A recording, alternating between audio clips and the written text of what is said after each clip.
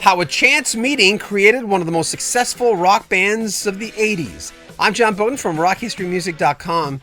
One of my favorite interviews of all time was sitting down across from Mike Reno of Loverboy. He really is a charming guy, but that's not always what happens with a lead singer.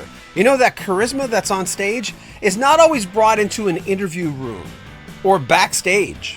And I'm sure you as a rock fan has probably witnessed that a time or two. Sure, you can get them on a bad day. But from talking to all my colleagues in radio, Mike Reno is always a good interview. Mike Reno was in a band called Roxy back when he was using his full name, Mike Renowski. He's from the interior of British Columbia, Canada. Here he is in Calgary, being kind of burnt out from being in the band Moxie, but wanting to take a break from rock and roll. But then all of a sudden, Loverboy happened. It kind of fell on his lap. I was passing through. I lived here for 6 years, then I went out to Toronto, joined Moxie. Yeah.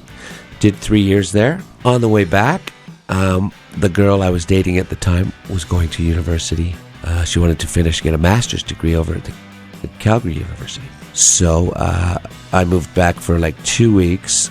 I wanted to raise a bit of dough so I could go to California, see my brother. I wanted to start a new band. I had tired of the Canadian rock scene. Moxie really wore me out. So I said, you know what, the manager was weird, the record company was bogus, everything was wrong. I said, I'm going to the States. I said, my brother lives in Hollywood, I'm going to go down and hang with him and check it out, find out the vibe, and get into it. And before I go, I'm going to raise like $2,000 expense money. So I'm sitting in a steakhouse, having a steak, hanging out with some buddies. I overhear these guys go, we can't find workers, we got this new site, and I just turned to him and I said, I'll work for you. You know, I had no feelings about it. All I wanted to do was work.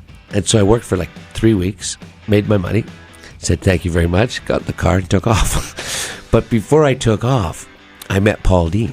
He was playing in the back of behind the refinery downtown, and it was the club in town at the time, and it was an awesome place to play. They had name acts come in and you could have dinner and drinks, and it was great. And behind it was this bus station, and Paul Dean was in this huge empty Greyhound bus station, sitting on a pop crate, just wanking away on his guitar, going wang chicka chicka in his style of stuff. And I was walking out of the club one night, and I kind of heard, so I opened this little half door and I peek in. It kind of felt like something you'd see in a Marlon Brando movie. I peek in, it's like there's a bit of steam and it's cold, and there's Paul Dean sitting there. He's got all his clothes, his vests on, because you know how cold it gets here in the winter. Boom. He looks up like he feels somebody staring at him, and we've been together ever since. We started writing songs that night. And I said, I'm still going to California to see my brother, but when I come back. But I wasn't planning on coming back. But I came back because I met Paul Dean. We'll have more of our chat with Mike Reno. There's some funny moments coming up in the next few segments. Make sure you comment on our videos, subscribe to our channel, and share our videos. And check out our older videos. There's tons of them on there. Keep in mind, on our sister channel, Rock History Book, this is Rock History Music, we're working on the top 50 Elton John songs. We had a poll last year. At last, we're putting this together. We just put up the top 25 Supertramp songs of all time based on our poll. And we'll have the top Genesis songs, top 25, based on your votes, coming up in the next month. We'll have links below for that. I'm John Beaudin. Make sure you subscribe to our channel, share our videos, and comment on our videos. This is Rock History Music.